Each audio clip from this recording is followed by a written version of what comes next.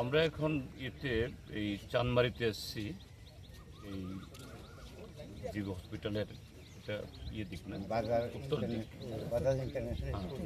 আর এখানে গত পরশুদিন দুটো শিশু, এই যে আমাদের পেছনে একটা, এখানে যারা কনস্ট্রাকশন করছে, আবাসন বানাচ্ছে, তারা এখানে একটা চৌবাচ্চা খুঁড়েছে, এটা অরক্ষিত ছিল।